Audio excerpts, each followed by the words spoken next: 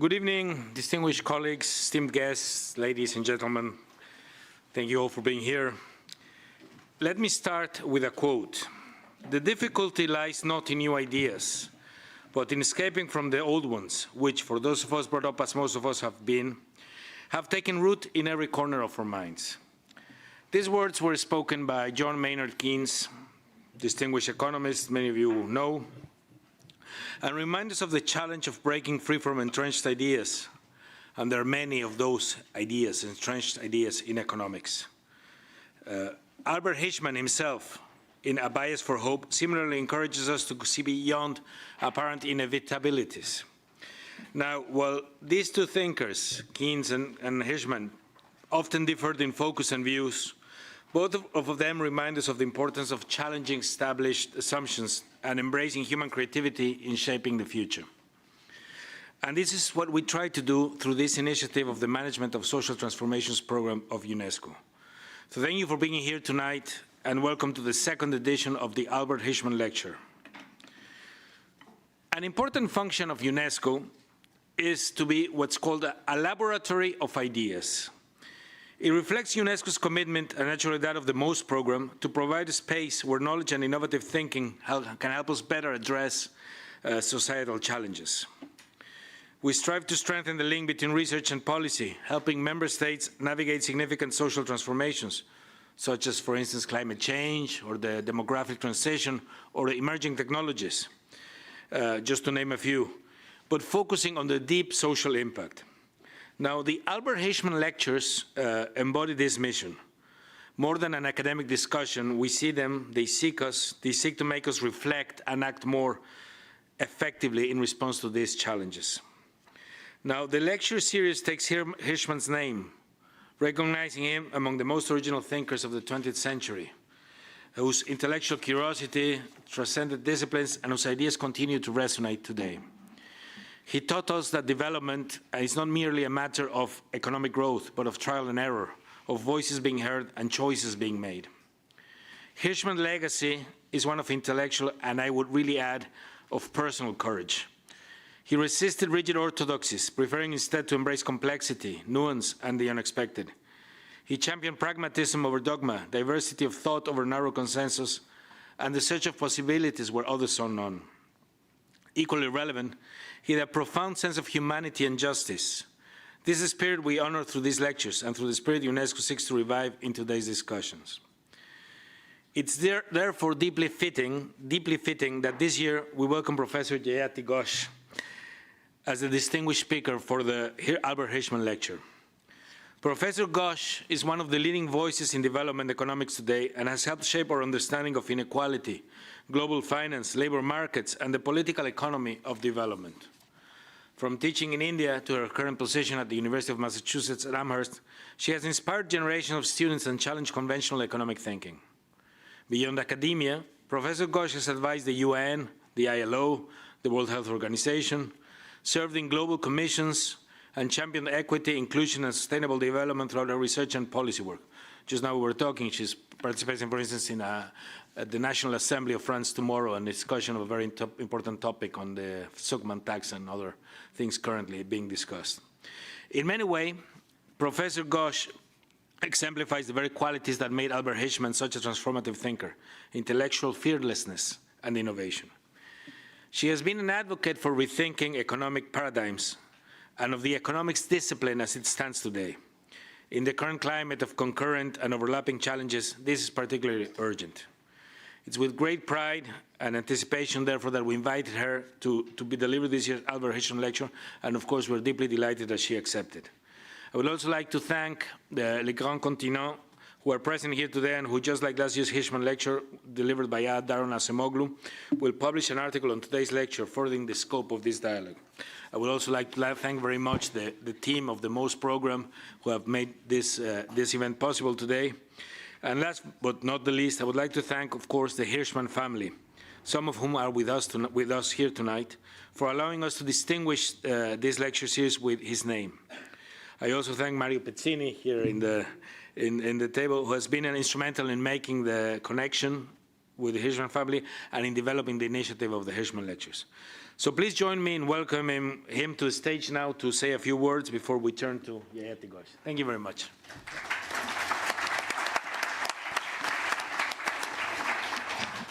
I don't want to annoy you for many minutes more, but all the scene has been said.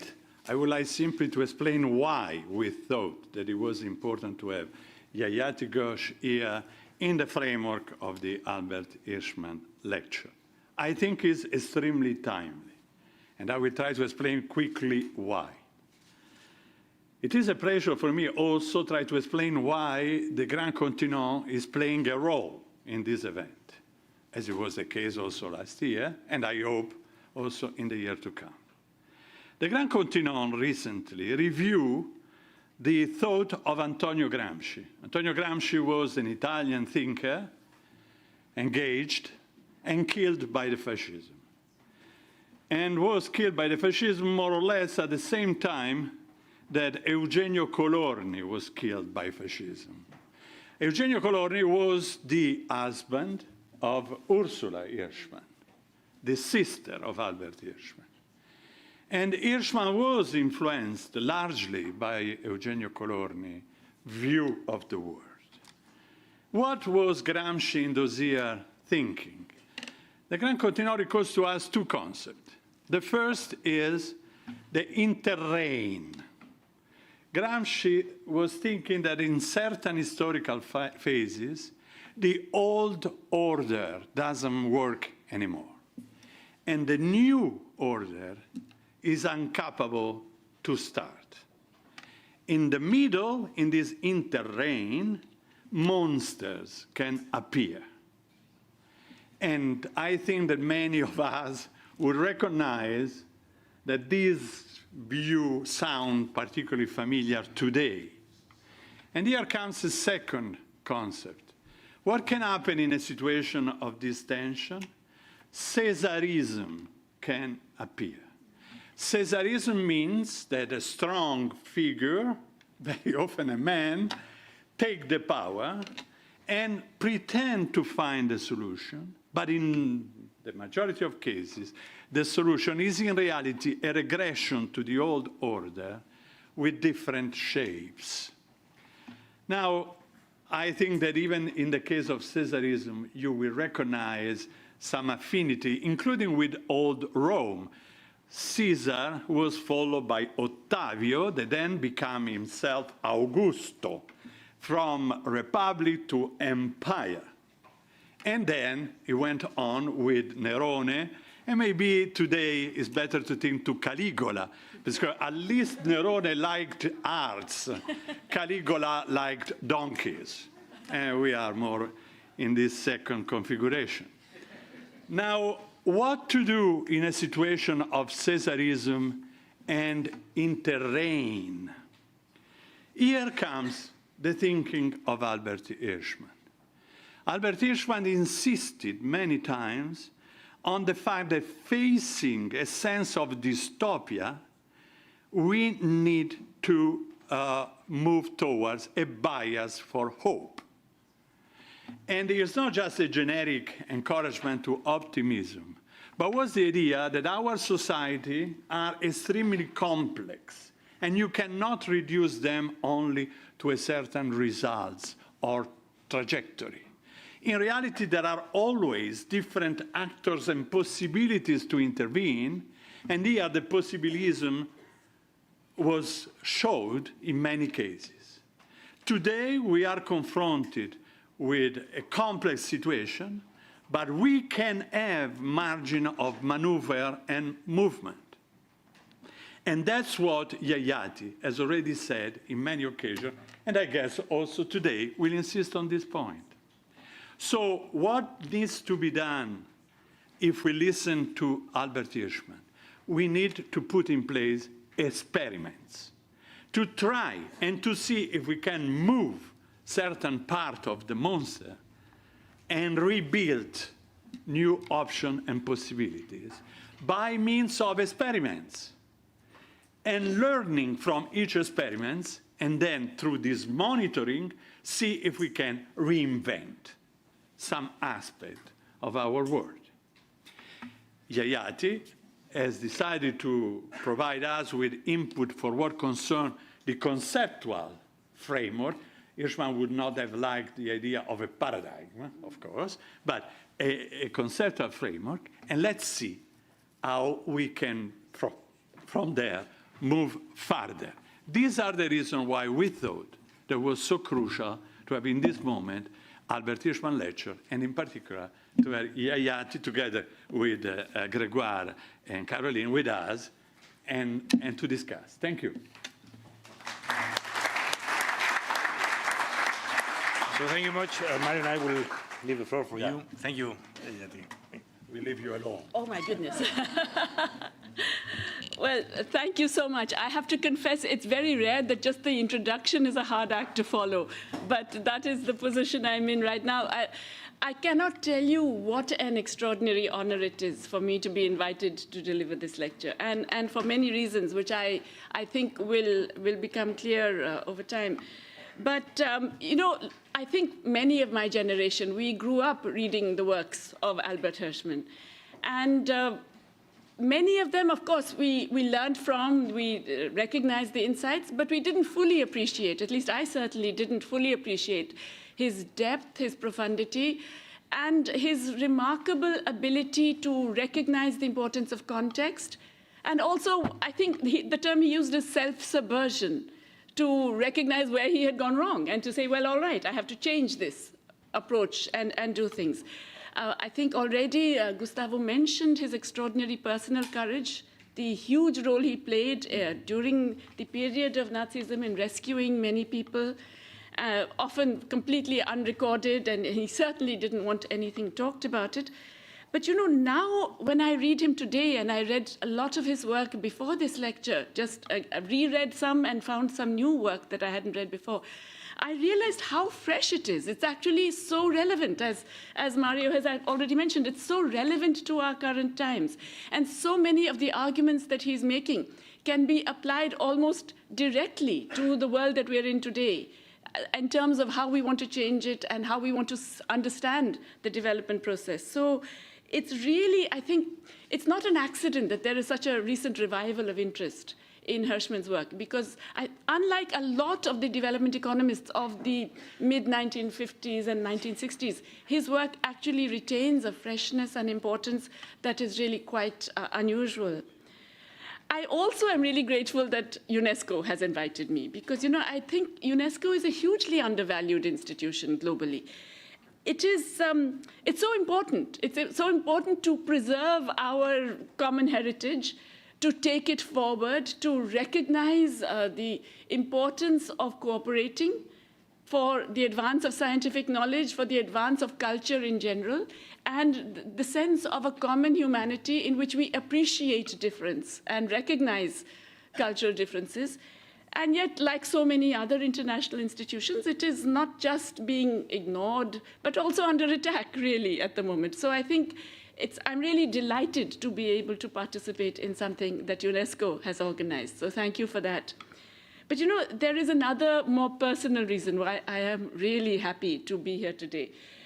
When I was, well, many decades ago, when I was a child growing up in Delhi in India, I did happen to know Eva Colorni, who was a friend of my parents.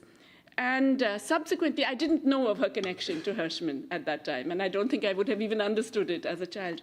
But very recently, when I was having lunch with Amartya Sen, he was married to Eva Colorni. And so he told me of this connection with Hirschman, and he also told me, he reminisced about the many long conversations he had with Hirschman in different parts of the world, but also, I think, in a family home in Italy, where where he says that Hirschman hugely advanced Sen's own understanding of development and made it much more nuanced than Sen himself would have had at the time. So for all of these reasons, I really feel utterly honored and privileged. And I'm sorry for this long introduction, but it's something that is really a huge honor for me.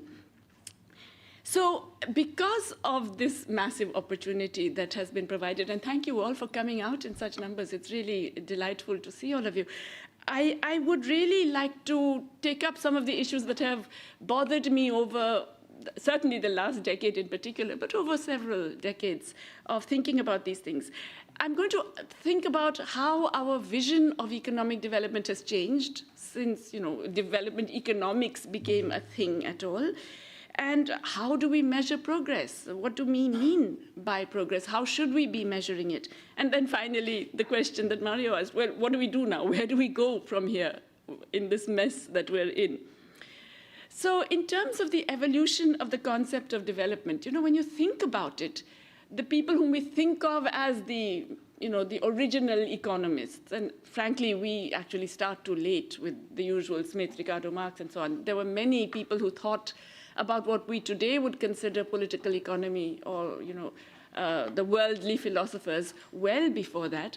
But all of them were actually concerned with development. That was their central concern. They were looking at processes, they were looking at how economies evolved, and they were asking big questions about it. Who gains from these processes? How is the product distributed?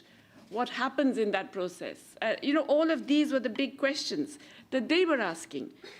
But what we think of today as development economics is really a post-war phenomenon. Yeah, we're thinking of the subject that emerged in the discipline round about after the Second World War, when there were all these newly independent countries that wanted to develop, to advance in terms of material progress and so on. And that was the period when, if you like, it was really about, it was defined in different ways. The most simplistic way was to think of just increasing per capita income. Yeah, the growth of the economy becomes development because it comes with a whole bunch of byproducts. Simon Kuznets and various other people were the ones who really talked about this, that as an economy grows, there will be structural change. There will be a decline in the primary activities, agriculture, fishing, forestry, etc., an increase in the secondary activities, in industry, manufacturing in particular. And then over time, as you reach higher and higher levels of economic growth and per capita income, there will be a shift to services. This was how they conceived that it would be a kind of natural process. And within that, there would also be more formalization of the economy. There would be more women entering the paid workforce. All of these were seen as things that would happen in the process of development. But it became evident that it didn't always happen in the process of development. That, yes, there are countries that show this pattern, Europe for sure, North America, Japan. But, really, these were the minority of countries. And especially as the 20th century proceeded, it became evident that it was really very, very few countries that showed this pattern of structural change.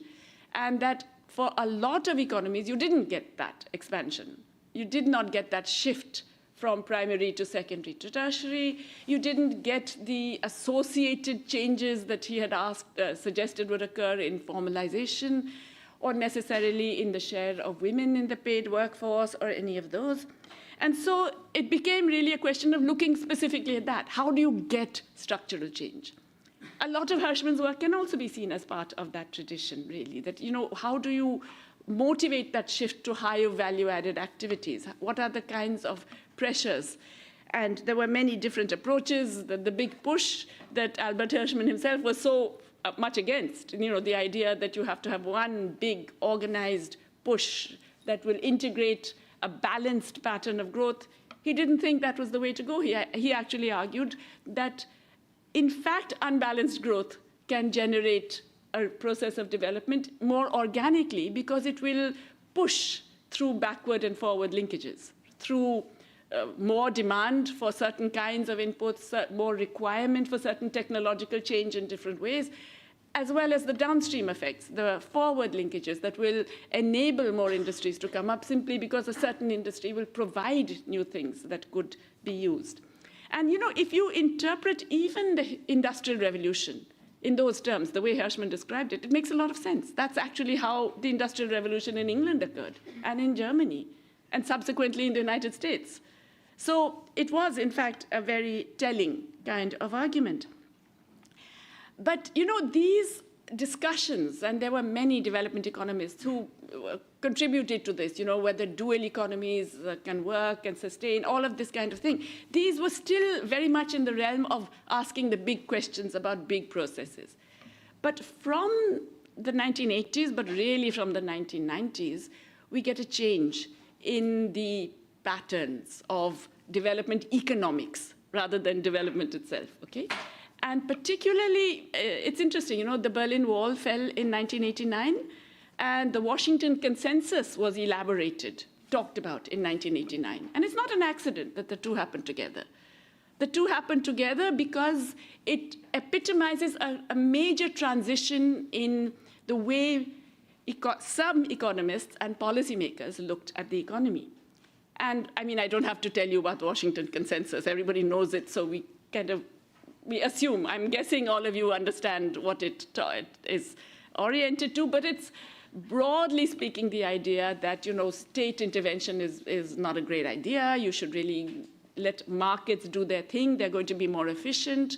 You don't want too much state activity in public provision. You certainly don't want state regulation. And you should allow markets to flourish and deliver what they want. And all kinds of things came with that. But associated with that, we actually got a change in the way economists looked at development. So because you're letting markets do their thing, then what's the role for policymakers? And so you get a miniaturization of the problems. So we have seen from the 90s onwards a progressive miniaturization, a search for particular tools, and development changed from looking at broad macro processes of structural transformation and so on to poverty alleviation. It got constricted to just reducing poverty. That became the broad activity that development economists and, broadly speaking, the development industry, which emerged out of not just foreign aid, but the whole thing, looked at. It was all about poverty alleviation. And poverty alleviation then was seen to be the outcome of ways in which you could tinker with both, certain, shall we say, social contexts that presumably generated poverty, but also particular behavioral characteristics or particular institutional problems. So it was really much more micro. It was all about dealing with a specific thing in a specific location. That became the concern of development economists. And it's very interesting because, once you start thinking only about poverty alleviation, it's really just that the poor exist independent of the rich. And the poor exist because, they have issues. They have maybe locational issues or education issues or food issues or health issues, whatever it is. But the poor are, in a sense, they're in that because either they were caught in a certain unfortunate context or they have patterns of behavior that perpetuate their poverty.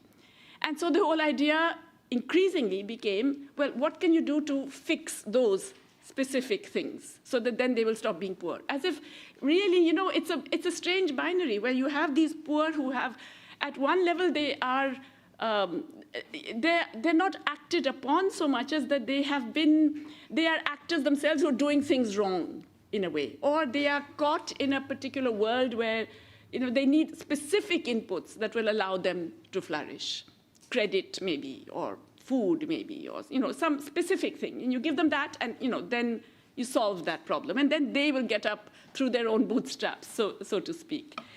This approach is, it abstracts from all of the basic processes of accumulation, the systemic features. So you will never find discussions of class in there, for example. You certainly won't find discussions of broader, social, ethnic categories, limited focus on gender, but more gender in terms of the specific social thing rather than the economic requirement of unpaid labor that generated this thing. So, because it does this and it ignores macroeconomic processes, because you're no longer looking at levels of employment or the patterns and structures that generate employment or don't, and all of those things, you don't then think about absolute access to basic services for everybody. You're thinking about specific access to specific services that would alleviate poverty in that context. It's a very unidimensional notion, as I said, of poor, that in a sense they're being given the dignity of being treated as subjects with independent decision-making power, but their poverty comes from their own particular circumstances and sometimes through flawed judgments about what they should do with their own agency. Yeah? And if you like, the apotheosis of this is evident in what is today described as the gold standard of development economics, the randomized controlled trials. And so forgive me if I express my unhappiness with the fact that this has become synonymous with what is seen as development economics today. Because you see, there are many problems with randomized controlled trials as applied in the economic development domain today. There are ethical issues, there are conceptual issues, there are statistical and methodological issues that have been talked about by many people, like Angus Deaton and many, many others. I'm going to talk much more about the conceptual problem. So not only do you get a miniaturization, and you get this obsession with nudges, but there is this idea that you can take things out of context. Now, one of the things that Hirschman was so good at is actually specifying the importance of context, that you really have to look at what is making that particular thing happen in that particular society, economy, at that moment in time. It could be very different even in the following month, the following year, the following decade. So that's completely abstracted from. And certainly the idea that you can take some result from a randomized control trial and say that, okay, now we have found that forcing people to pay for water makes them, or no, what was that extraordinary one in Kenya? That if you tell parents that their children won't go to school if you don't pay your water bill, then they start paying the water bill. Actually was an experiment.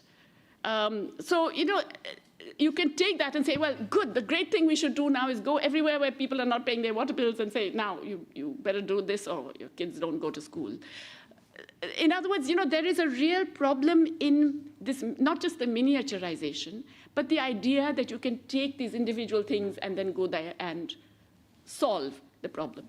Now, the funny thing is that in this period of 30 years, when this is what most development economists, thankfully not all, but most development economists were doing, this is actually the period when you had the greatest poverty reduction in history, which happened in China, and which happened entirely through macroeconomic processes. It happened through a state-led investment process with heavily controlled markets. Now, I'm not getting into the politics of it because I think there are many issues with the politics of it. But certainly, if you look purely at what happened to the economy, this was an extremely state-oriented process in which there was a massive push of public investment and very, very high investment rates generated not only by direct public infrastructure investment in particular, but also by state direction of finance, which is another thing that was completely left out of all of the discussion. States cannot, should not interfere with financial markets in the classic Washington consensus view. You should always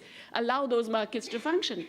Here is state-directed finance and public investment generating the most dramatic economic transformation, not just in our own lifetimes, but in history, in terms of the rate at which it occurred. Now, as I said, we can have concerns with the political economy of it, but that basic underlying thing is something that is actually true of all of the success stories of the 20th century, whether you're looking at Japan or Korea, South Korea, or some of the other medium successful economies like Malaysia, but certainly it is true of China. And that should have made us think, right? That should have made development economists say, well, if all of these other things that we're doing should be reducing poverty, but they're not, is the answer to go and do another $5 million RCT on what will work in another context? Or should we be actually looking at the macro policies that do deliver poverty reduction? I think what we have to do is to rescue development economics from this miasma, which is created by the whole discourse on poverty alleviation. And so that's the first proposition I want to put there, that we have to bring back the idea of the broader evolutionary institutional macroeconomic processes and stop thinking only about poverty alleviation, recognize that the rich and the poor are two sides of a process that is occurring. Okay, the second concern is really about, okay, when we say what is development, then we have to then have some notion of progress. It could be material, it could be human. Remember, Amartya Sen, for example, was very involved in the idea of human development, which is really about the expansion of capabilities, to the point where he said development is about the freedom to have capabilities, to expand and enlarge your capabilities. How do we then monitor progress? And here I would argue that once again, we have been led astray by what we are measuring, and our obsession, particularly with measuring the gross domestic product, or GDP, as the fundamental indicator of progress. Now, in fact, now everybody knows that it's nonsense, right? That it's a very bad measure of progress. Everybody knows it because it measures a whole bunch of things that should not be included. Financial services, which earlier were entered as a cost, are now a part of GDP. And which is why the FIRE sector, finance, insurance, and real estate, is the fastest growing sector in many advanced economies, but also in many developing economies today, and contributing hugely to GDP, whereas it doesn't actually contribute necessarily to, shall we say, material welfare, okay? But it's not just that it brings in lots of things that don't really contribute to material well-being, but it also leaves out many essential things. It leaves out essential care work. Why? Because so much of it is performed in unpaid fashion in homes and communities without generating the money because it's not paid for. So it's not just economically undervalued, it's socially undervalued. In fact, in most countries, it's not even recognized. In my own country, if you're doing that, you're classified as not in the labor force because you're just doing unpaid work at home. It doesn't matter that you're working 14 hours a day, but you're not really working because you're not paid for it. But, remember, GDP, it was developed by Kuznets in the immediate aftermath of the Second World War as an instrument to understand the war economy. And we are still using this. Our system of national accounts has done a little few tweaks, but it hasn't really budged from that, which is absolutely extraordinary when you think about it. At most, people will say, well, let's add something, or let's deduct something. So people talk about bringing in natural capital, which I think is a dreadful idea because, nature is not capital. And I will come back to that because it's a very, very important issue. But we do now have, because everyone recognizes this is a really bad measure, we do have many attempts to move beyond GDP. In fact, beyond GDP is now a specific campaign of the United Nations as well, as it well should be.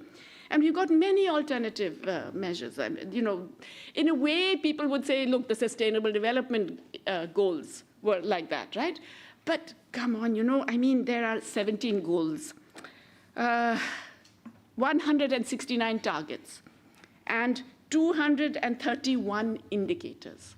So seriously, everybody's going to take all of that? No, that's why governments end up looking at GDP. That's why everyone is still obsessing about 4.9 versus 5.1 rate of growth of GDP.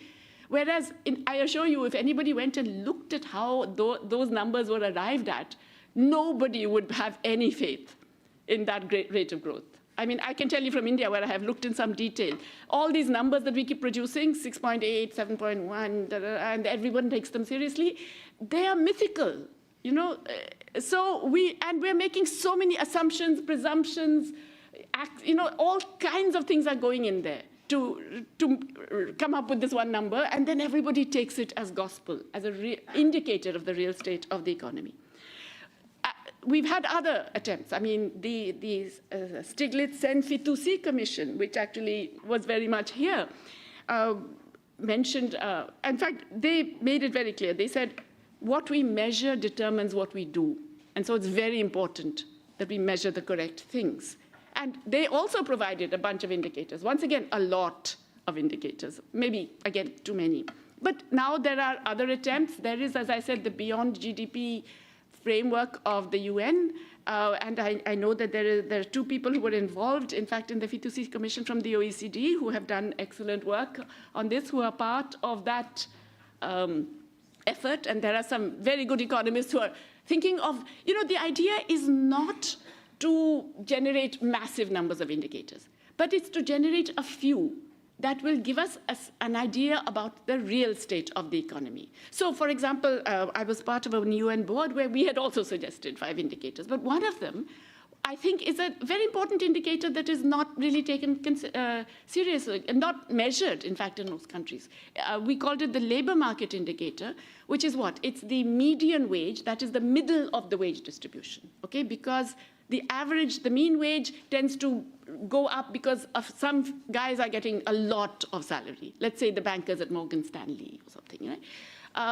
But the median wage will give you an idea about, the average person, in a sense, multiplied by the employment rate. How many people actually get that paid employment? And that's a useful indicator because it tells you really the state of the labor market.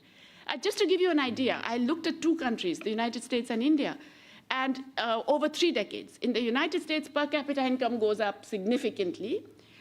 The labor market indicator is flat. It does not increase at all. Now, that tells you something, right? That can also explain a lot of the monsters that we are seeing today.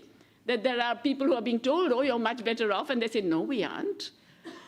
Because that's what they feel. That's what they recognize, that for 3 decades, they have not experienced any improvement, and many of them have more fragile employment as well. In my own country, in India, seen as one of the great growth success stories of the world, our per capita income has risen dramatically. Yeah? Again, many problems there because, as I said, the GDP measurements, and they also keep changing. They're very easy to manipulate because it's such a complex enterprise. Governments can fix them to suit themselves. So we have very sharply dramatic growth rates. And since we haven't had a census for 14 years, we don't even know what the population is, but we're guessing. So our per capita income keeps growing crazy, wild, massive increases, okay? We're rivaling China now in increases in per capita income. Our labor market indicator is falling. It's worse. The average worker is worse off. And most people, if you tell them that, they'll say, can't be. But that is the reality. So it's because we're not measuring that everyone thinks India is a success story or that some other country is a success story. So really what we measure matters hugely. The idea is to just take a few indicators like that, kind of like a dashboard, okay? Not a huge number. I mean, it's like driving a car. You don't need only the speedometer. You also need to know whether you have enough fuel in the car, whether your tires are okay, etc. You need some basic indicators. So we need a dashboard that will allow inter-country comparison, but also will capture some of the essential trends that any country needs and the people need to know about. And if we did that, we would probably get a very different politics as well. Because, when you get high per capita GDP, then people think, oh, the economy is doing really well. Maybe I'm just unlucky that I can't get a job and my wages have fallen and, all that. So there isn't that recognition that, there are serious problems with the way the economy is going. Oh my God, I'm talking too much. I shall. But okay, since I'm on a bit of a rant about indicators, let me also mention a few other things that's come from this thing of, the obsession with GDP. There are these concepts that we throw around like that all the time, as if they are written in stone, that they are completely scientific. Productivity is a classic one, right? We're all obsessed with productivity increases. What's productivity? Output per worker. Paid, measured output. So for a country, it's GDP per worker. Now, I already told you GDP, highly problematic.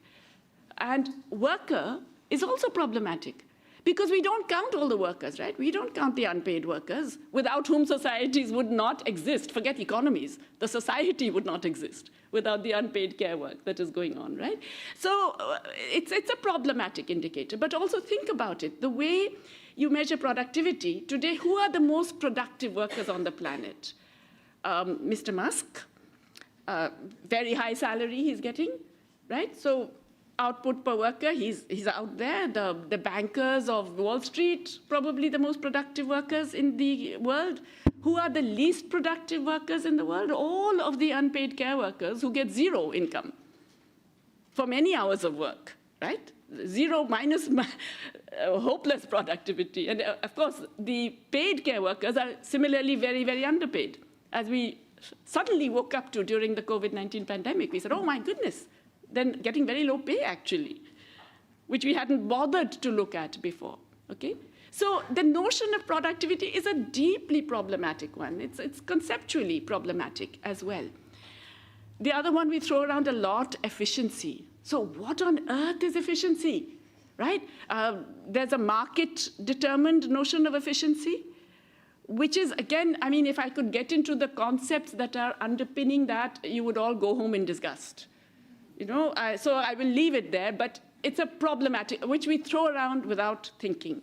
Finally, just one that we use a lot for interpersonal comparisons of country comparisons, which is when we are comparing across countries' incomes, increasingly the trend in the international organizations, in international negotiations, everything is not to use the market exchange rates, which are the actual exchange rates, the exchange rates everybody faces. But instead, we use the purchasing power parity exchange rates, right? And it is so common that we stop thinking about it. The World Bank gives you poverty estimates in PPP. They give you income estimates in PPP. For many data of the international organizations, you cannot get non-PPP data, right? Per capita income, the World Bank will publish only the PPP estimates. It doesn't give you the actual market exchange. I mean, so here is the problem. Once again, there are many methodological, empirical, and conceptual problems with PPP. I could spend an hour telling you about all those problems. But the conceptual problem is also very, very important. Conceptually, how does a country have a higher PPP exchange rate than the market exchange rate? Only when they have very low-paid workers. That's the only way you get that difference. So it's like a double whammy for those workers. You have a low wage, but then you're told, oh, your wage is not that low because you can buy cheap goods and services from other low-paid workers.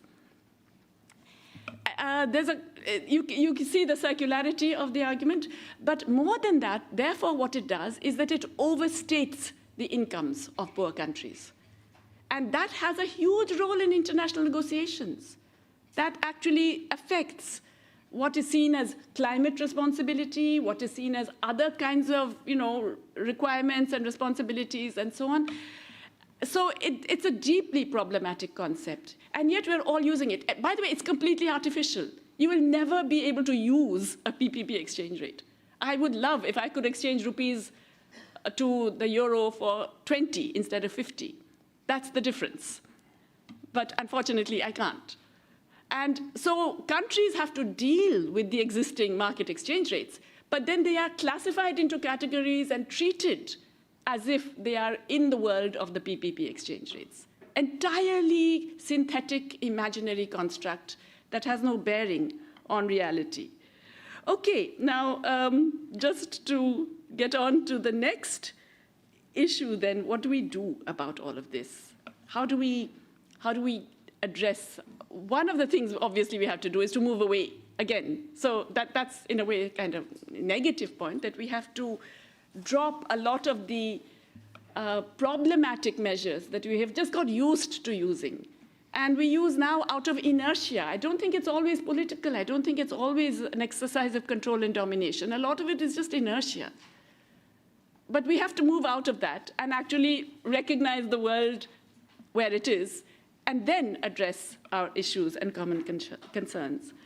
So, as Mario and Gustavo both mentioned, Albert Hirschman himself, he lived through very tumultuous times. And I think in his own personal life, he experienced a lot of these tumultuous times in a very personal way. And he contributed to making things better as much as he could in a very personal way. But, I think those challenging times, challenging as they were, they are, in a way, I won't say less. I mean, certainly the post-war world was more optimistic than the world we're in today. Yeah? Today we feel confronted with monsters, and we feel that we've exhausted the different avenues that we thought we knew about. The certainties we had when we were younger and so on. Again, that's why I find Hirschman so fresh, because he's arguing against those certainties, both the certainty of optimism and the certainty of pessimism. He's basically saying, no, there are all kinds of things going on, and often change comes in ways that you don't expect, you don't recognize, and that you're not anticipating it, but it will come, and you have to therefore be ready to adjust and be flexible to that change. Having said all that, we have to recognize it is really a perfect storm for the global majority countries, right? They're getting at it from every possible side. The countries with whom Hirschman himself would have been concerned, the ones who are today classified as, you know, the developing world or less developed or lower income, middle income, whatever you want to call them, they are facing, of course, the impacts of climate change, which they were not largely responsible for. Many of them are facing massive debt problems. Many of them are facing the impact of very, very dramatic capital flow shifts because of things that they didn't do, not because they have been, you know, fiscally profligate or anything, but because the rich countries have changed their macroeconomic policies. And they are facing domestic instability because of the massively increasing inequality, and they're stuck with a very outdated international economic architecture. It's outdated in so many ways. The trade architecture, well, I would have said it is outdated, except that it's also already over, right? It's been taken, I mean, somebody has taken a sledgehammer to the trade architecture. We are still, some of us, in denial and saying we can go, you know, WTO -1 and so on, but we can't. Yeah? So that trade architecture, which was, in fact, stifling a lot of developing countries, is over. The financial architecture persists, and it is as tight and disgusting and oppressive as ever. So there are countries in deep debt who have already repaid the principal amount several times over, but they're still in deep debt because they had very, very high spreads on their bonds because they're more risky. But, you know, nobody's willing to take the risk, so they are forced to pay at the costs of their citizens. They are facing massive, you know, political demands in return for a slightly higher tariff than the one they faced earlier in the current trade deals that we have seen. They are facing so many different threats of new pandemics potential. We already have seen the reemergence of the Ebola virus and various other things, and we know that newer epidemics, pandemics are very likely to come. We know that climate change is already impacting agricultural productivity. It's already forcing some migration within and between countries. We know that migration itself is becoming much more difficult. And we know that the taxation architecture, which is supposed to at least be neutral, is actually actively preventing countries from being able to tax their own rich elites and multinational corporations at the same rate as everybody else, right? So developing countries are facing this perfect storm. But because of this, also we are operating in a world of dramatically increased inequality. And this inequality is affecting countries, between countries, but it is also, and much more importantly, within countries. And so we get really dramatically increased social tensions. And they don't always express themselves in the way that they did with the Occupy movement, you know, the 99% against the 1%. Increasingly, they don't, because that seems to be futile. So you turn against each other. You get at people who are weaker than you. You go after migrants or people who speak a different language or people of a different religion or people or women or whatever. You pick on each other rather than on the system, because the system seems too large and impossible to deal with. Okay, so that's all the bad news. Is there any good news? You know, I would say there is. And again, this is kind of channeling Hirschman, which I dare to do because I've been reading a lot of the stuff he wrote recently. I would say that, you know, these are, I mean, it's not the cliche that every challenge is an opportunity and so on. It's much more specific. Think of it. What were the myths we were fed as the developing countries? We were told, well, look, export-led growth is the way to go. It's the only way you can expand your economies. Don't even try to focus on the domestic market or the regional market. You have to be based on export-led growth, getting foreign direct investment or borrowing to create those productive structures to cater to the rich countries. That's been blown to smithereens. And yes, we can thank Trump, blame Trump for that, but it's no longer a viable option. And let us not pretend that other rich countries are not following Trump. It's happening. They're quiet about it, they're politer about it, but they're doing the same thing. So that export-led growth model is dead. That's a good thing. That made us treat employment and wages as a cost not as a potential for our own domestic market expansion. That made us focused on deregulating labor markets, on deregulating our environment, on extracting as much as we could from everything, in that urge to generate exports, because we were told that's the only way we could grow. And yet, out of all the countries who did it, which is, by the way, practically the entire United Nations, maybe a handful succeeded: China, Vietnam. Okay, not a handful. And yet, the rest didn't. I mean, even success stories, Indonesia and so on, they have falling real wages. You know? So let's think back and say, no, that's not necessarily the way to go. Of course, you have to export because you want to import, but let's think of other ways to grow, which use our domestic markets or our regional markets, and that means better conditions for people.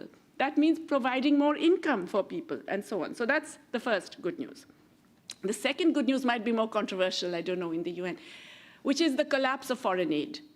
Okay, now here, definitely it was a shock, and definitely it has led to horror stories, right? I mean, UN AIDS, the money being cut, WHO, the money being cut, it's obscene and it's shocking, and it is leading to people dying. Yes, absolutely. But the broader issue of ODA, that too was in fact a broken model, right? And we have to recognize that.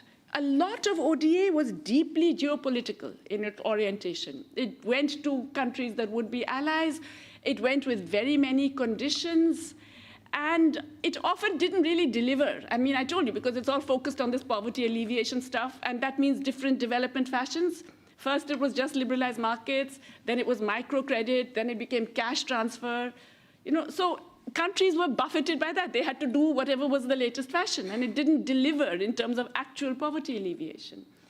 So maybe it's a good thing that that model is over. Not maybe, it is definitely a good thing that model is over. Why? Because now we can actually start thinking of genuine international cooperation as the way to go. And that means what? That means, for example, at the very least, a model of global public investment, where countries recognize that there are these global public goods that matter for everyone, and global public bads like climate change that are going to hit you independent of your passports and your visas. So countries contribute whatever they can to meet that requirement. And the money is distributed according to those recognized needs for the world as a whole. Now, this sounds utopian in today's world, but you know, it's not actually impossible. And you find now more and more countries actually signing up to specific areas. In the Seville platforms for action, which emerged during the Financing for Development conference in Spain, we had the emergence of many new platforms, which actually were specific areas of global public investment that countries felt, look, we all need to do this together. So whoever is willing, let's join. And I'm hoping, because we all hope humanity steps back from the brink, right? I'm hoping that more and more countries will do that. So in a sense, we should welcome the death of paradigms that were leading us nowhere. So Mario is right. I don't think Hirschman would have loved the term paradigm, but here I'm saying, let's not have that paradigm. Let's junk it. Let's move beyond it. And once we accept that, then we can have an entirely different way of how we treat the economy and what we want to do about it. And that means an even bigger somersault, if you like. It requires us to change the way we look at the economy. Now, what do I mean? You know, always we are told that we have to do all these things because they're good for economic growth. You have to improve health because a more healthy workforce is more productive, and that's good for economic growth. You have to get more women in the workforce. That will increase your GDP by so many billion. You have to do, et cetera, et cetera. You have to educate people because the more educated workforce will give you higher GDP. Supposing we say it the other way around. No. What do we want for our society? Do we want, let's say, health for all, education for all, access to nutritious food for all, housing for all? Let's say, what are the basics we want in our society? Dignity for all, yes? Access to good quality employment for all. Okay, these are the things we want. What is the economy that will get us there? It is very clear that the economies we have today are not getting us there. So we design our economy to meet our social needs within environmental and planetary boundaries. Now, if you do that, everything changes. It means, for example, you can no longer think of care work or nature as these bottomless pools from which you can simply extract without cost. You have to recognize that there are costs. You have to reduce the reliance on unpaid care work and the extraction from nature, or do it in ways that are sustainable and which reward, let's say, the workers who are doing it, not necessarily only in money terms, but in so many different ways. You have to recognize the importance of universal public services of good quality, public services of good quality, which reduces fragility and so on. You have to recognize the importance of generating resilience, because we know there are going to be shocks. We have messed up this planet so much, there are going to be shocks. So we have to build systems that enable resilience for everyone, not just for the few who can rush off to Mars or can go to New Zealand in their bunkers. And so we really have to change the way we look at the economy, and then we get a whole set of very, very different policies. I could elaborate at length, but I shouldn't go on forever. I just want to put one final note. It's possible to argue that the current global conditions are completely against all these forward-looking strategies. But let's also remember that through history, periods of instability, chaos, disorder have also been periods when global patterns that seemed set in stone have changed. Not everywhere necessarily, but certainly in some countries. I mean, autonomous industrialization from the early 19th century occurs in periods of global instability. And social experiments, the kinds of things that Maria was talking about, these social experiments also have occurred when you don't have the straitjacket of a whole mental epistemological approach, and you don't have the pressure of international institutions that say, no, you cannot do that, not allowed. So there are possibilities opening up. I mean, it's true we can have apocalyptic visions, but they're not necessarily helpful or accurate. And I'm quoting now from Jeremy Edelman, Hirschman's biographer. The point is not to predict a demise. Hirschman was far too seasoned in his struggles against declension to give in to it now. The point is to imagine a different way to argue. Thank you.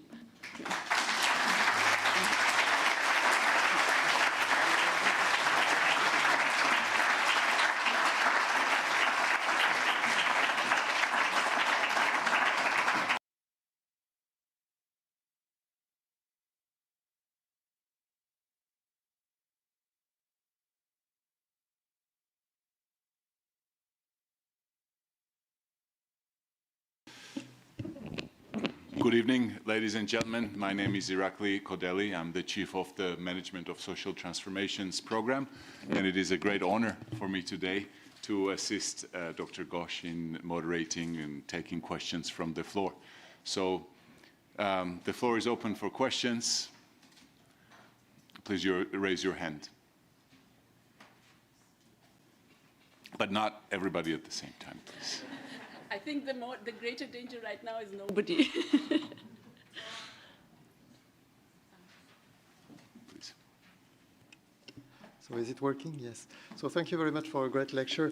I was intrigued by what you said about, not so intrigued, but about what you said about unpaid care work. And indeed, there is a deep problem there of exploitation and inequalities and domination and so on. So very problematic social norms behind that. On the other hand, isn't there something good that a lot of social relations remain out of the market?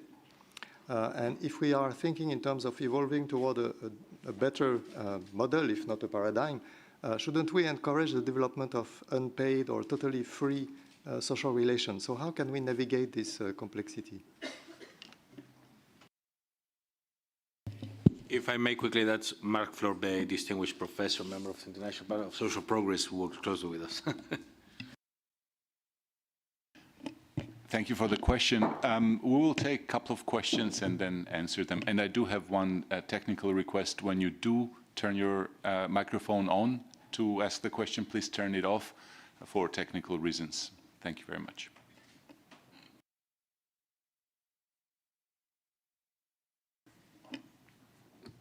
Hello, thanks for the lecture. My name is Camilo Gamba, and I work at the International Forum on Tosti. And the lecture that you have just given has resonated a lot in my mind. I am a bureaucrat. Sorry for that. But we are trying to build something that is going beyond ODA, which is Tosti, that pretends to measure all the flows that are flowing into developing countries and also to international public goods, something similar to what you mentioned about the GPI initiative. But at the same time, Tosti was gave birth based on this discussion about modernizing ODA. So modernizing ODA, of Official Development Assistance. Yeah, sorry for that. My voice is trembling now. So my question is, and sorry for bringing politics again to the table, should people and countries be totally revolutionary and leave aside those initiatives that are not revolutionary, or should we continue working on achieving something based on what is being made in a good way and have kind of a progressive evolution approach? This also in the framework of these tensions that are also rising not only within countries but also between countries. This is something that I see in my day-to-day work. Thanks for listening and the therapy too.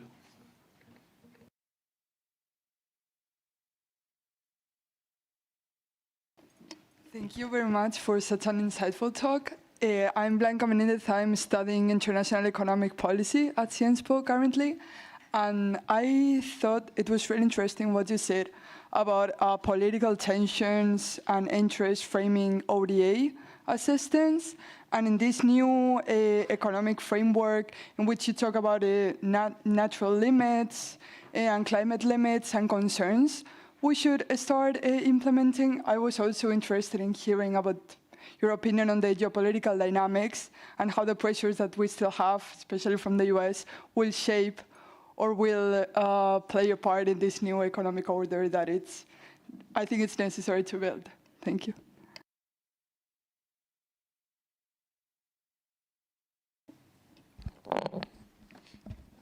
Hello, I'm Bruno De Conti from the University of Campinas in Brazil. Thanks a lot, Jayati. It's always a great pleasure to listen to you. And then my question is somehow related because you were talking about the possibilities of reshaping the world economy and society, but then you didn't mention the countries that may lead this process. And then we know that, well, the hegemonic power has the possibility of trying to reshape the system to its own interests, the US. This is precisely what they are trying to do.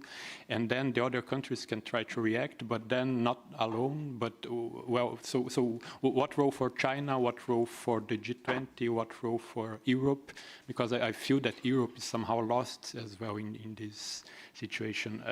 In some senses, it's trying to get closer to the so-called global majority, but in other dimensions, we just saw that they are still somehow subordinated to the US. So in this interstate puzzle, if you can name the countries which may try to go in this optimist direction. Thank you.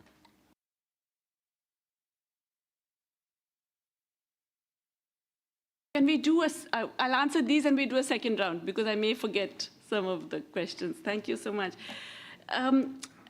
Professor Flaubert, you know, this thing about unpaid care work is absolutely critical, what you're saying. But I would argue that, you know, we can valorize it and recognize that it is outside the market and based on, you know, humanity rather than, and social, you know, basically just a feeling for other people and so on. But that's also very convenient. How come 78% of it globally is done by women? Is it all because women are just more loving, caring, et cetera, or is there a social construct that makes that women's work? If it is, then we have to be creating conditions where it doesn't have to be women who are doing it. Whereas now in many, many countries, it has to be women. It's just the role that you are, you know, you grow up into and you end up doing. And this is, by the way, something that predates capitalism. It's a whole process of ensuring that care work, which is fundamentally essential for society, gets done. In other words, you could argue that the whole gender division of labor had a very important survival role for societies. It's work that has to be done. It's not necessarily always wonderful. So you have to ensure that it gets done.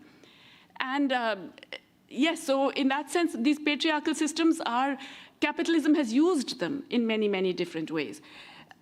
Do we then say, well, look, since they are outside capitalism, we can at least protect them in some way? I would put it a little differently because, capitalism is like an octopus. It sort of grabs everything around it and absorbs it inside it. So a lot of feminist economists, what we would argue is that what you really need to do is what we call the 5 Rs. You have to, first of all, recognize unpaid care work. Many societies do not. So you do that through time-use surveys that find out how much people are doing every day. And every country that has done a time-use survey has found women work at least double men in unpaid care work. But they often work longer hours than men, even when they're both in paid employment and so on.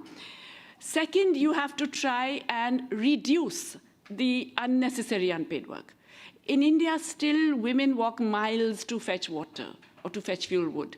There's no need, right? If that was seen as a huge social cost, then you would bring in systems to ensure piped water, piped fuel, et cetera, et cetera. So reduce whatever you can in terms of the drudgery, the time, et cetera, of unpaid care work, the second R.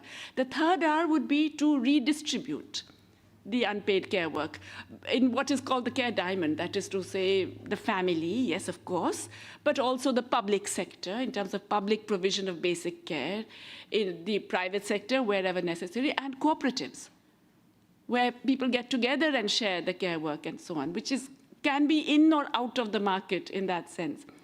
The fourth R is to reward care workers, because since so much unpaid work is done by women, when women enter the workforce, automatically there's a gender gap.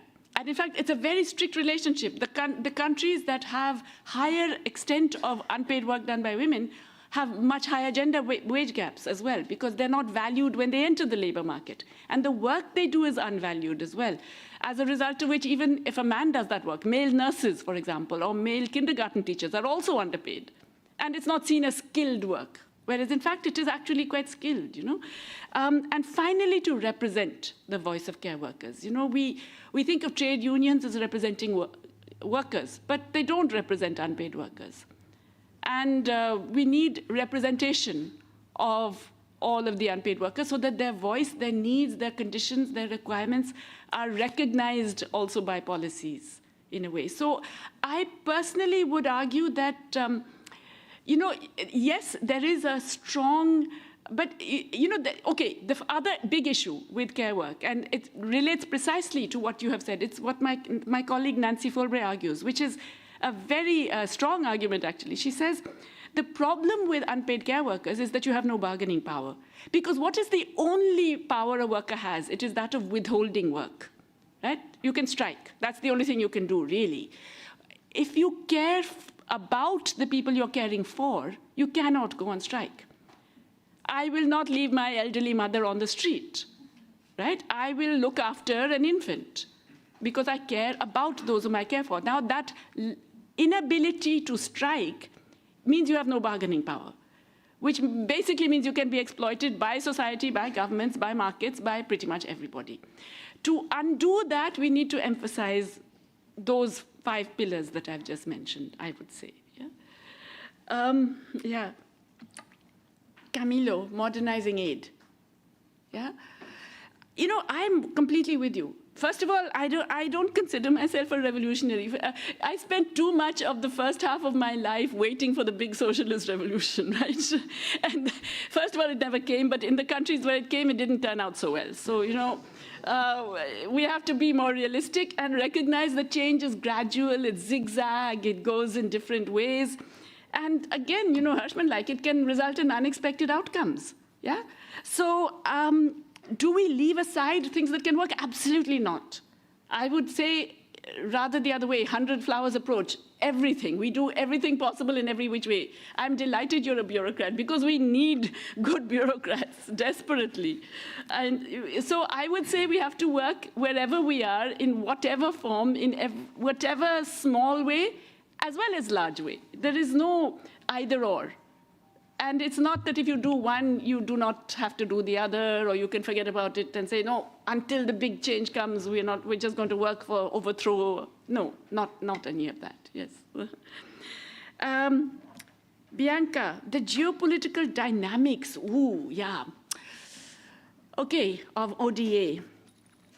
So right now, geopolitics is pretty bad, right? We can't get away from that one. It's not in our favor. But out of these periods of complete instability come new alignments, okay? And I'm not saying I can see all of them. Somebody asked which are the countries. Bruno, you asked which are the countries. You know, again, I will channel in Hirschman. He would never make predictions like that because you can't say, right? Because these are political things that change a lot. A government, I mean, there are many governments that I'm very much in favor of and which are being excellent in global geopolitics today, but you know, tomorrow the government may fall, tomorrow the government may change in its orientation. Things can happen. Maybe a really disgusting government can suddenly be forced to do something good. So, so taking your question first, of these, which, look, there is no doubt that in geopolitical terms, China is a player we cannot ignore, who's going to become much, much more important and will reshape global power. No question about it. Because of China, other countries, middle powers, whatever you want to call them, are also going to be flexing their muscles in many different ways. Some of them are horrible regimes, sure. Some of them are not democratic. They are not equal within their countries. They are, you know, patriarchal, maybe even fascistic, et cetera, et cetera. The geopolitics will nonetheless change in ways that could end up being more democratizing, whether it's sought for or not. And particularly that would happen, I believe, if international financial institutions become irrelevant, which is more and more likely to happen, because the more they stick to the old pattern, the less relevant they will be, you know? And the more they are controlled completely by the US and by sort of Europe going along with whatever the US says, the less relevant they will be, and other alternatives, currently under the radar, but definitely in formation, will become more significant, I think, in a lot of these things. But what does that mean internally? And so here again, I would say, you know, governments don't do things because they are good. I mean, there are leaders I respect. There are leaders I think are, you know, really determined to do the best things they can and so on. But in general, most governments don't do things because they become good. They do things because they are forced to, by external or internal circumstances. I think it's our job to raise awareness, to force people, to force governments to do good, you know? I mean, and so that can even happen from pretty awful governments, yeah? All kinds of changes can occur even under right-wing regimes, unexpectedly, because of pressure of different kinds. And that brings me back to Bianca's question about the geopolitical dynamics, which is that I believe that the old ODA pattern is dead. Actually, it's, you know, nobody has announced the death yet. There isn't the obituary and so on, but it is actually dead. Now, that's a good thing because so much of it was completely geostrategic. I mean, I don't know if you all realize, 87% of the aid, no, 90, I mean, I forget the exact number, but it's more than 87% of the aid of US and Europe in 2023 went to Ukraine in different ways, or to refugees funded, you know, Ukrainian refugees that they were funding, and they called that aid, and so on and so forth. So, you know, it was already a dribble. It was already a joke. And so we should not be mourning the passing of that. What we should instead be saying is, okay, what are the options for even groups of countries to do? How do we say, if UNAIDS is being defunded, then the countries that are going to be directly affected by that have to get together and fund it. And it's a tiny amount. It's some 440 million, nothing, right? Even for a bunch of African countries to get together and do it, which I believe is already happening. WHO, if you recognize this is a global public good, you fund it. And we have seen an increase in funding from other countries. Not yet enough to counter the US decline, but it will happen. And I think we're going to see more and more of that, as I said, essentially because I do believe humanity steps back from the brink. And we have done it in the past. We did it after the Second World War. It can happen. Even in very uneven and unequal worlds, you do get finally a sense of survival and, enlightened self-interest, if you like. Yeah, there was a question. Thank you very much. I think we're ready for the second round. So if we can see the round of hands. Yes, there, gentlemen. Good evening. Just the change of the path. Sorry, it's Monia. And is there any hope coming from the BRICS? Are they going to do the economics in another way, protecting their people? Thank you.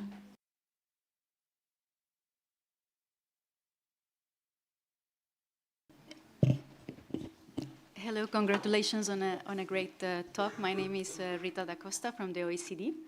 I think you place a little bit of hope in what happened in Sevilla, in these platforms for action. One of those actions was the Beyond GDP Global Alliance that was put together by Spain, UNCTAD, and OECD. So the objective is to move from GDP in international cooperation, in the allocation of international cooperation. So I have a few questions on how would you advise for this alliance, for instance, how this alliance could get traction, knowing that there are different groupings of countries with different interests, LDCs, mix, seeds. How would you see this alliance moving only from everyone criticizing GDP to actual use of, let's say, the indicators of the UNCTAD high-level group? And also, like you mentioned, this genuine international cooperation, like how could this alliance be a tool for this genuine international cooperation moving forward? Thank you.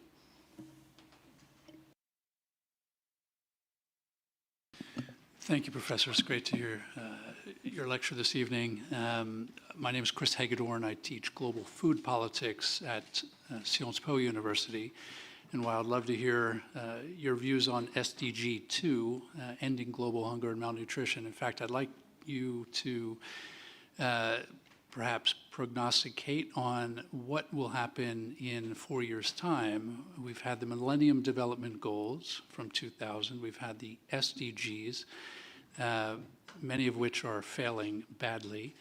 In the context of what you see as a changing order with the arisal of monsters as various monsters, how do you see, or how are you advising, because I'm sure many people are asking your opinion, what comes after the SDGs?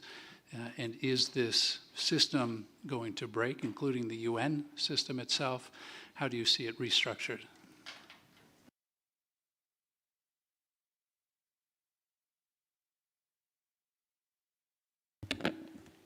Hello, thank you so much for the amazing talk. I'm Elisabeth Toué and I'm a student at Sciences Po, but also at the university in Vienna, and we talked about your, everything you wrote a lot in Vienna as well. So I'm really happy to hear you and hear how you are conveying the arguments. It's really a privilege. So me personally, but also in my circle of friends, family, etc., we are very worried about declining democracies in Europe, but also globally. And my question would be, like, bottom-up approach. How do you think can we manage to find a new language or a new way of kind of strengthening democracy, strengthening this humanity and empathy that you were also touching upon? I would really be interested in learning more about what you think there. Thank you. Hi, thank you. Like everyone said, thank you for such an insightful talk. My name is Sophie Churko. I'm a master's student in development communications at AUP. And my question for you is, given the current environment of chaos and instability, what do you think is the first actionable step in establishing this new framework, and who needs to take that first step? Does it lie with the people? Does it lie with governments, NGOs?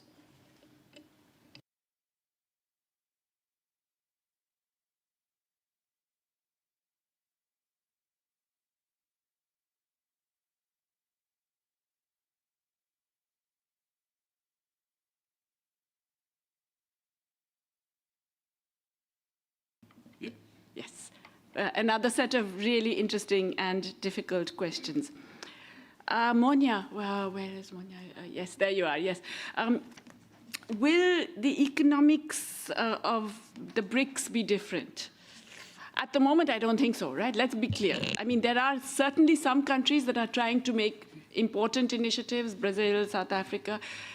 In general, China has been doing a lot of interesting things domestically as well. Again, you know, authoritarian states often end up doing better in material terms for their people because you need to keep the pressure cooker lid on. So you can't afford to have, you know, very, very anti-people material policies in a way. So, but will the BRICS in general, or certainly BRICS Plus will not, right? I mean, there are a lot of undemocratic, but also elite-driven regimes, shall we say, in there. Does that mean that they will not, over time, do things differently? I think that is the big question. So I personally believe that not just BRICS, but a lot of other countries have the potential to be very, very different, even in the next decade. Within the next decade, I do believe we're going to see significant changes in economic strategy, maybe not in that much broader way that I was describing, that you reverse how you treat the economy, if you like, as a subsidiary of society and nature rather than the Lord. But in many other ways, simply because there will be such widespread demand that it will happen. I think that's really how I see it happening. I don't see the BRICS in themselves as necessarily changing anything other than geopolitics and some of the financial arrangements. But that already is important because that gives other countries also space. You know, at the moment, so many countries are really weighed down by debt stress and by the stranglehold of the IMF and by this whole notion that you have to be integrated into global capital markets, which I forgot to mention is the other myth that has been blown, that being integrated into global capital markets is good for you. Now, most policymakers recognize that it isn't. And, you know, it's a matter of time before Mr. Trump himself announces capital controls, and then suddenly it'll be okay to do it as well.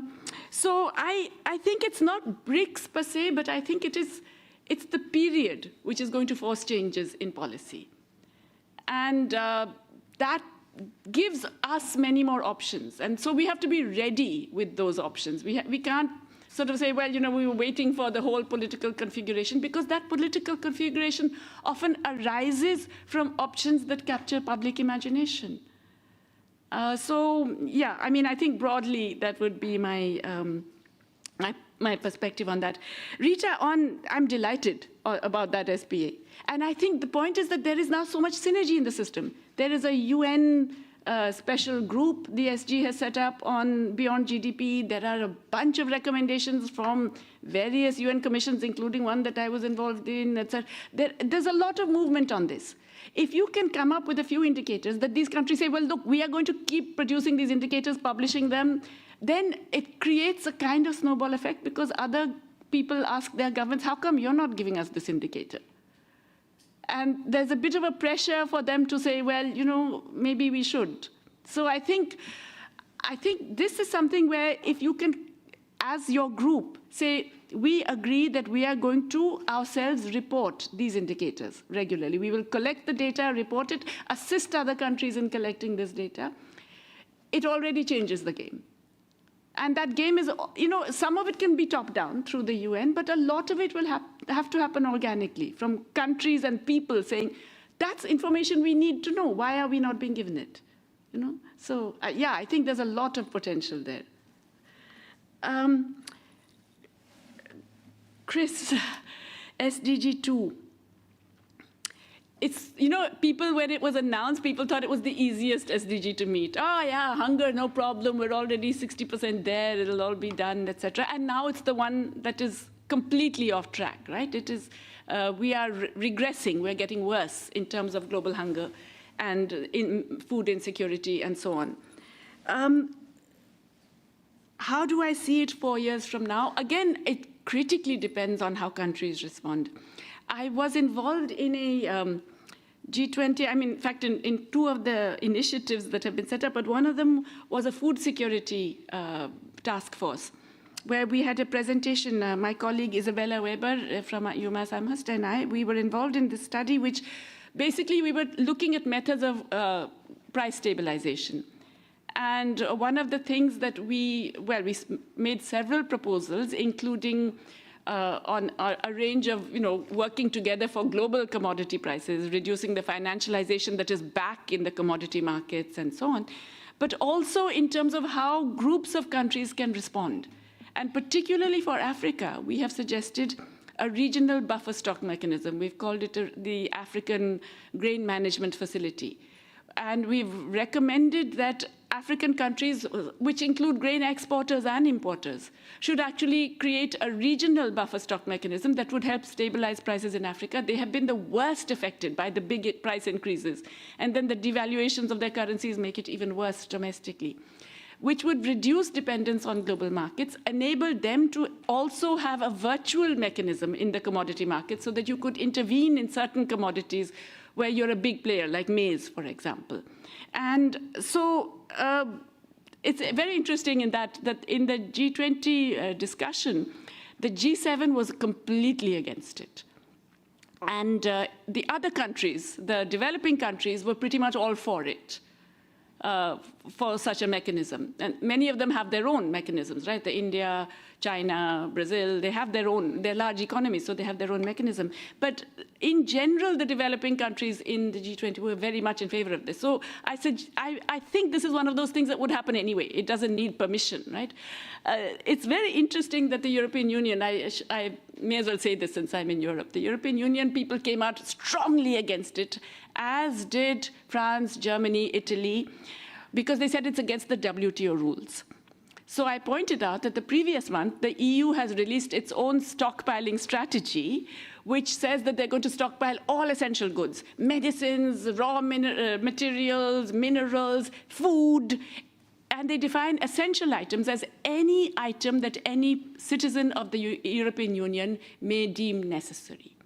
And they're stockpiling all of that. They said, oh, but that's just emergency stockpile. So I said, excuse me, but you're buying the stuff, you're holding on to it, and then you're going to be distributing it. So that's what a buffer stock is. But they still insisted that the developing countries cannot do this because it's against WTO rules. So we have all of those dynamics going on as well. My own feeling is that those arguments against such responses are going to get weaker and weaker, because they're not going to listen anymore. I mean, if it's so blatantly double standard, then why bother wasting your time even arguing about it? Just go ahead and do it, is what I think is more likely to happen. But we have to see whether it happens. So as I said, what will happen to food? It really depends on how countries respond. So, yeah, I'm not sure yet.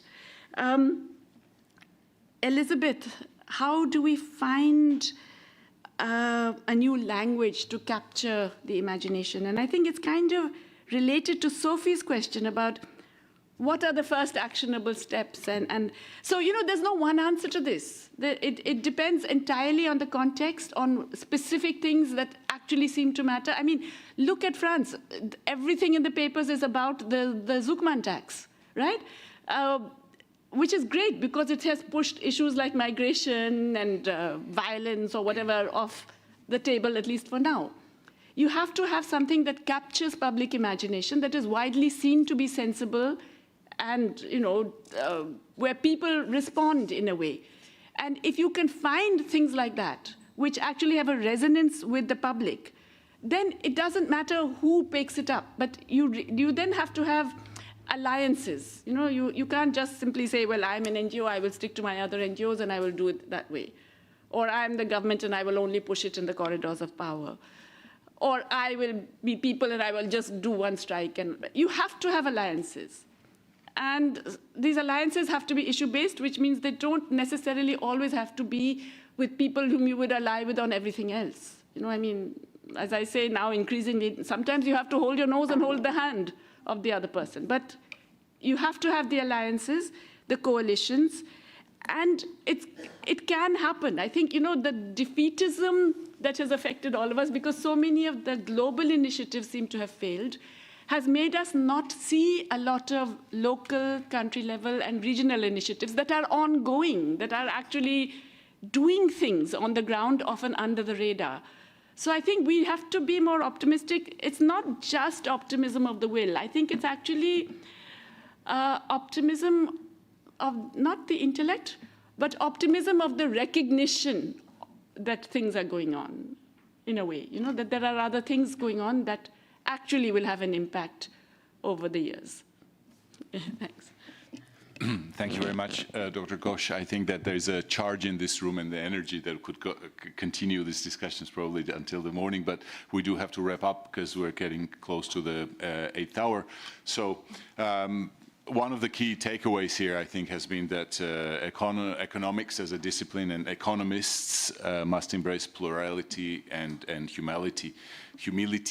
And given the richness and the diversity of ideas expressed in this microcosm of this room, I need to be very humble and admit from the get-go that it is practically impossible for me to really synthesize and be comprehensive in synthesizing all the ideas that have been expressed. So I'll just point out to some key ideas that have been voiced here, that we're facing multiple crises, climate breakdown, inequality, fragile economies, and the poor countries and poor people in countries everywhere are bearing the brunt of this, although they have contributed the least to this situation, and that the mainstream economics dominated by abstract models that are divorced from power, history, ecology, have failed us, or have failed to provide the answers, at least. And drawing inspiration from Albert Hirschman, Dr. Ghosh called for economics that is embedded in society and history, economics that is attentive to power dynamics, politics often came into the discussion, and economics that really allows for alternative ideas on how to develop and how to grow. I believe that you were calling for a radical shift because up to now, economists have tried to tinker at the sides of the dogma, of orthodoxy, but it hasn't really gotten us to where we want to be. So we really need to divorce ourselves from the old ideas of, and there were many expressed, the PPP, exchange rates, and the efficiency and how we view productivity, per capita income and stuff like that. And you have offered very interesting alternatives like labor market indicators and so forth.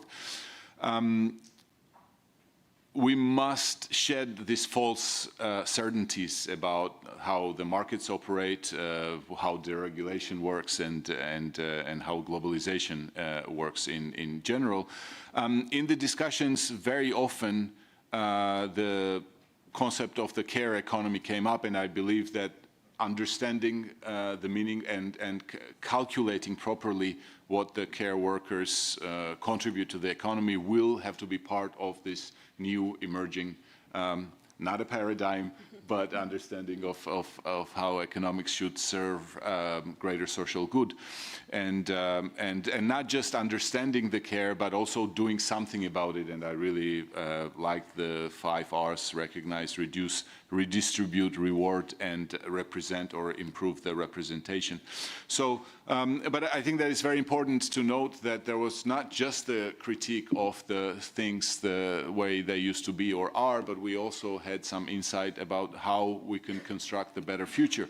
And that had to do with true international collaboration, forming international platforms of collaboration. And there, I think that there was a very strong emphasis there on South-South collaboration, which in the UN, of course, for us is a very important concept, because a lot of policy innovations, social innovations are emerging in the so-called global South.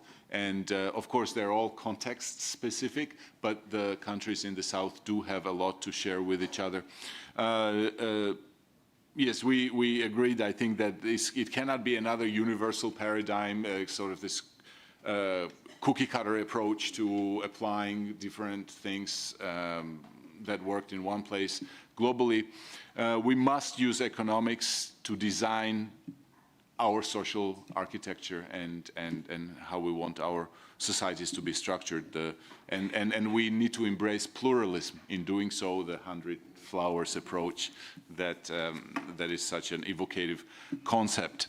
So with this, I would like to note that the Albert Hirschman Lectures of UNESCO's MOST program are designed to bring unconventional, innovative ideas into global policy debates. Through our unique intergovernmental platform, that's what the MOST program, Management of Social Transformations, is an intergovernmental program.